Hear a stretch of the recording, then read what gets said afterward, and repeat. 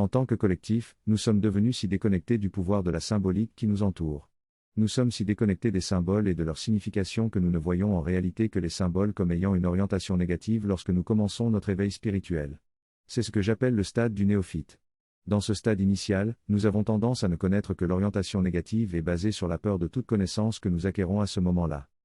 Les symboles sont en réalité des portails puissants destinés à exprimer des pouvoirs archétypaux, qui sont ensuite canalisés, transduits et canalisés dans les symboles.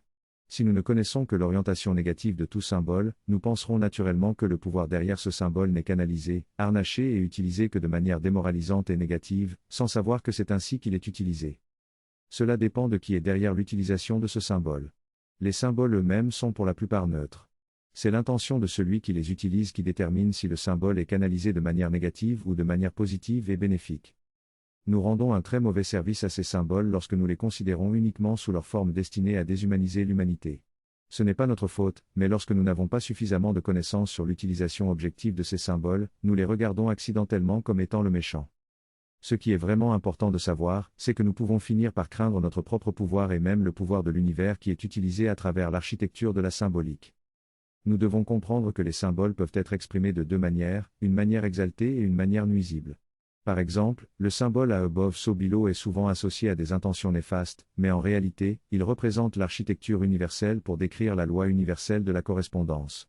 Il symbolise également que nous pouvons canaliser les pouvoirs de l'au-dessus et les manifester dans l'en-dessous, ce qui nous permet de donner forme à nos pensées et d'être un puissant conduit entre l'esprit et la matière. Il est important de comprendre que les forces qui utilisent ces symboles de manière abusive et subversive aimeraient que nous croyions qu'ils leur appartiennent. Ils aimeraient que nous ne connaissions jamais leur véritable pouvoir universel. En ayant peur de la manière dont ces symboles sont utilisés, nous craignons aussi la connaissance des lois universelles. Il est essentiel de reconnaître qu'il y a toujours une forme exaltée et une forme nuisible d'un symbole. En comprenant le pouvoir objectif des symboles et en adoptant une perspective plus équilibrée, nous pouvons nous libérer de la peur et utiliser ces symboles de manière positive pour notre propre éveil spirituel.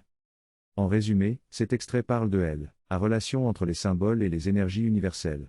Il explique que les symboles sont un langage silencieux qui canalise une énergie universelle à travers leur architecture. Cependant, la perception des symboles peut varier en fonction de l'intention de ceux qui les utilisent.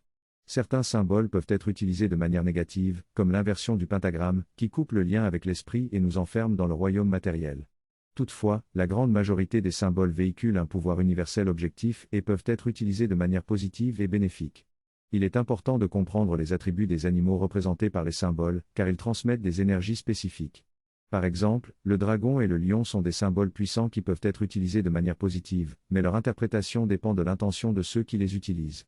Il est essentiel de comprendre le véritable pouvoir des symboles et de les réclamer pour les utiliser de manière alignée et bénéfique. Cela implique de se défaire de la peur et de développer une compréhension approfondie des lois et des énergies archétypales.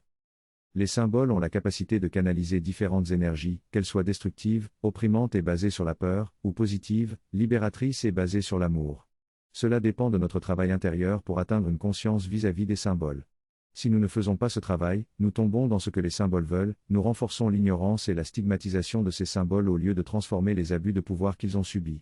En tant qu'être éveillé, nous devons cultiver le discernement, qui est la faculté la plus précieuse et vitale pour guider notre souveraineté spirituelle. Il est donc dommage de ne pas utiliser le discernement pour les symboles et la symbolique présents dans notre environnement.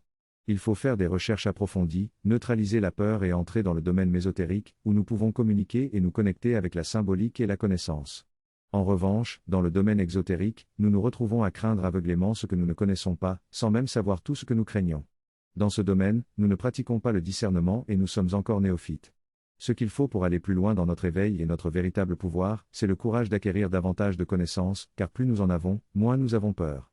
Avec des connaissances approfondies, nous parvenons à une compréhension plus profonde, et c'est là le voyage de l'éveil, celui de la peur à l'amour. Il est donc crucial de développer notre discernement et de rechercher des conseils spirituels pour notre éveil.